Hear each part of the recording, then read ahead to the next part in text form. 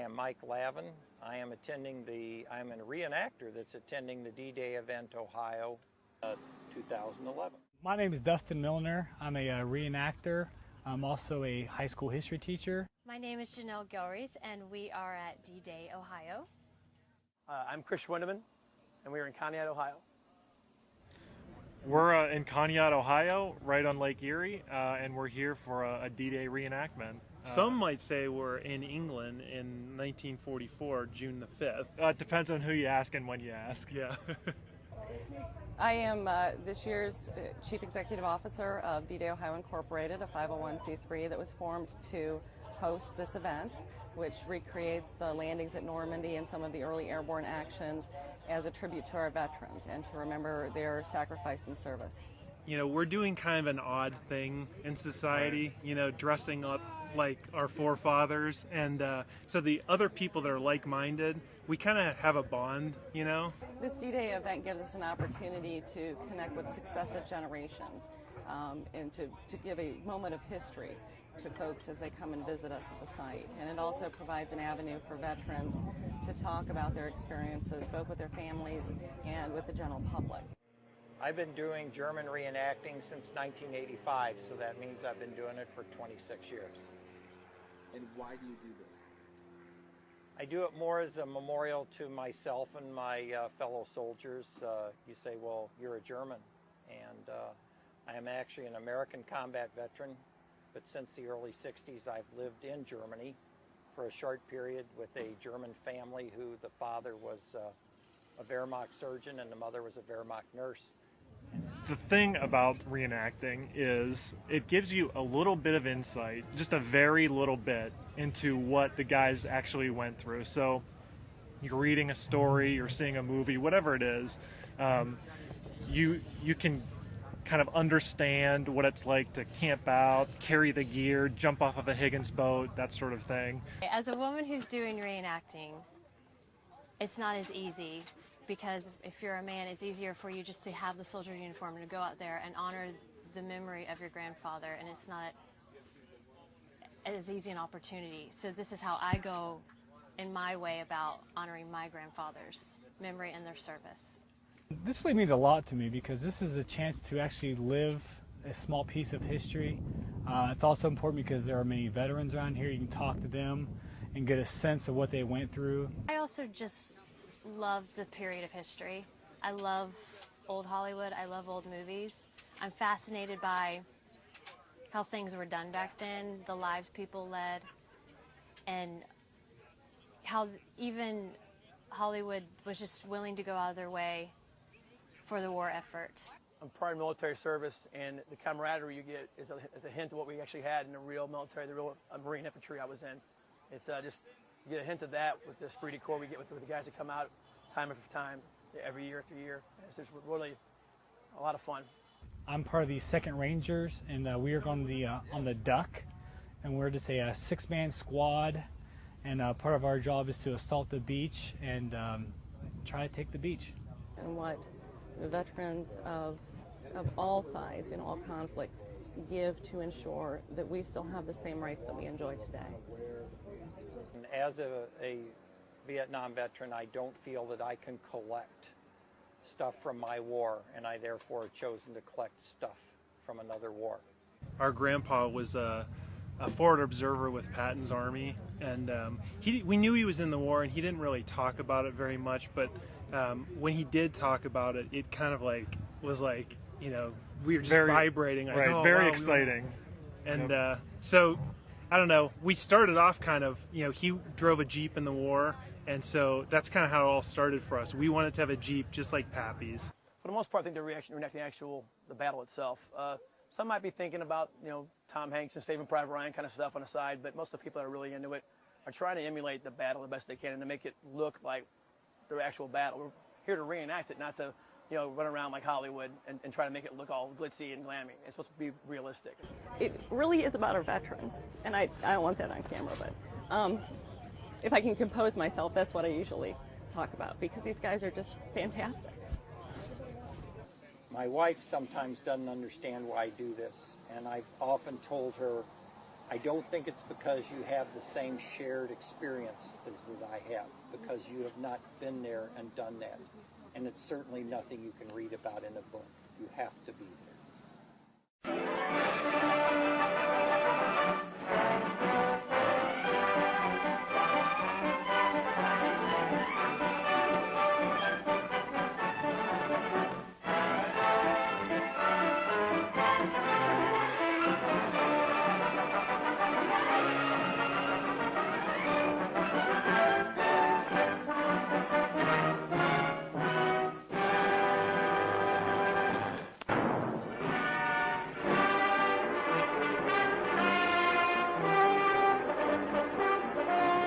Here is the other side of the channel, Britain, an armed camp bristling with tanks and trucks and guns from the United States and Canada. Here is the fruition of 4 years of planning and production. Here is a glimpse of England as the Allied armies awaited D-Day.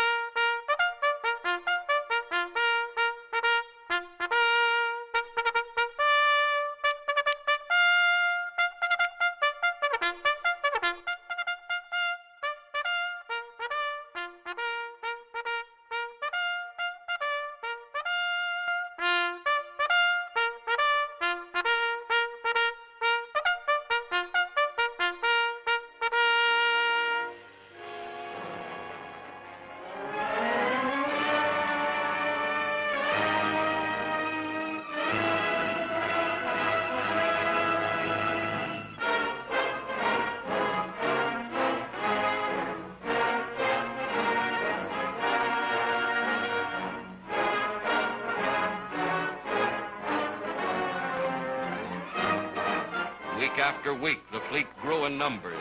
Steel ships of every description, ships expressly designed and constructed for the mission upon which soon they were to embark. Here is something of the gigantic naval armada assembled to transport the Allied armies across the English Channel.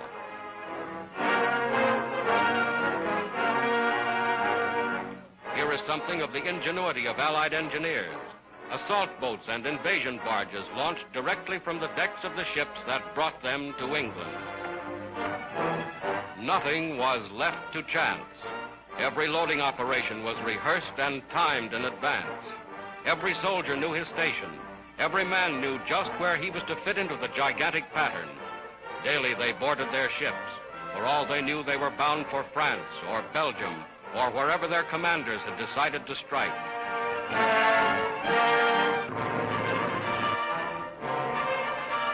Then on the 5th day of June, 1944, just as you see them here, a fleet of more than 4,000 ships put out from England. This was D-Day, 4th anniversary of the Battle of Dunkirk, and the Allied armies were striking back.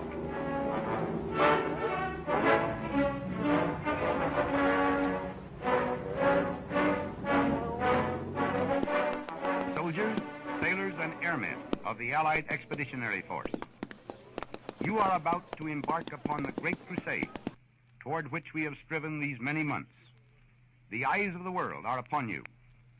The hopes and prayers of liberty-loving people everywhere march with you. In company with our brave allies and brothers in arms on other fronts, you will bring about the destruction of the German war machine, the elimination of Nazi tyranny over the oppressed peoples of Europe, and security for ourselves in a free world. Your task will not be an easy one.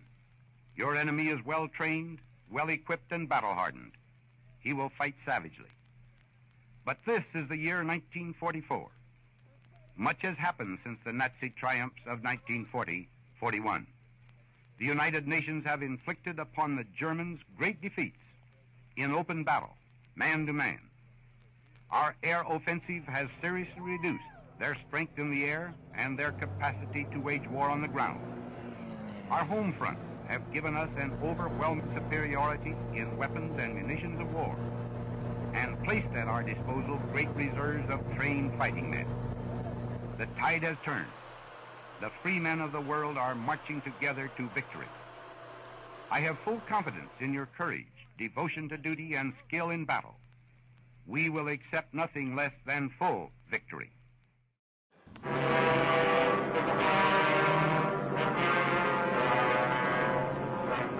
In England, General Dwight D. Eisenhower and his deputy commanders chart the liberation of a lost continent, plan when and where the mighty armies of the United Nations will strike. Today, northern France is that battleground. Into the building of their defense system, the so-called West Wall, the Nazis poured the slave labor of conquered nations. Pictures made by the Germans themselves to impress their satellites with the strength and invincibility of their fortifications.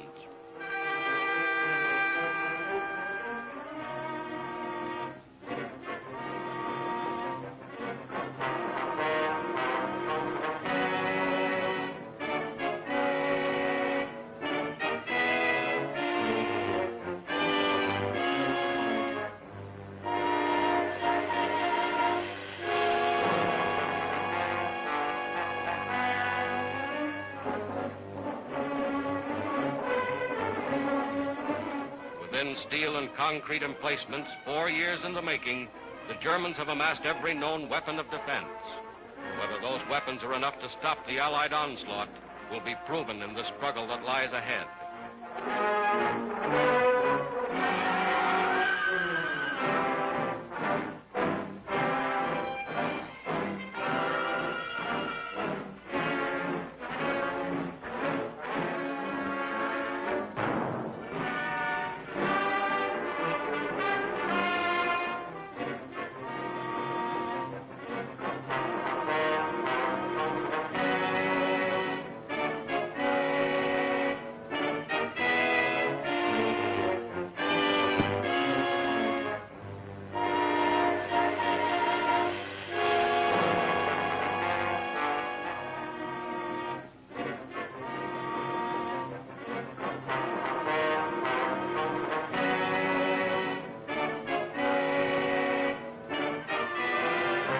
Vast squadrons of bombers and transports led the way.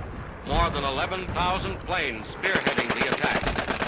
Paratroopers landed in Normandy behind the coastal defenses. Landings made with timing and precision. The great fleet was underway.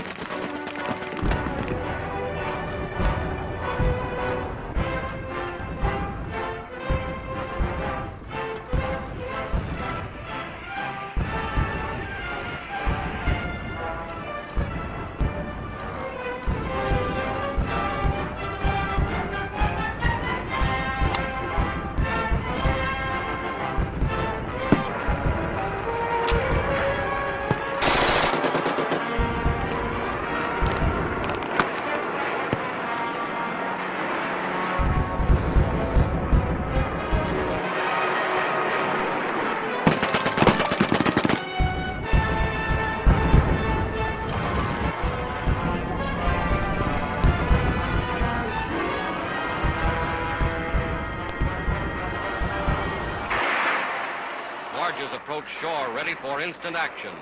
Some bearing artillery and rocket guns already opening fire.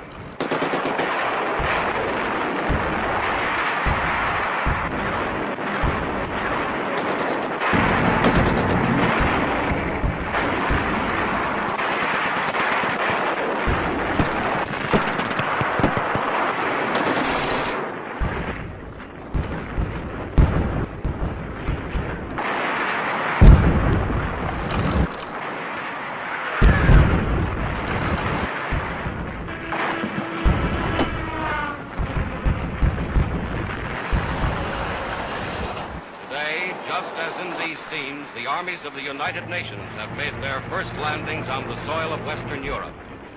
Another of the great decisive battles of world history has been joined. This is the day for which free people long have waited. This is D-Day.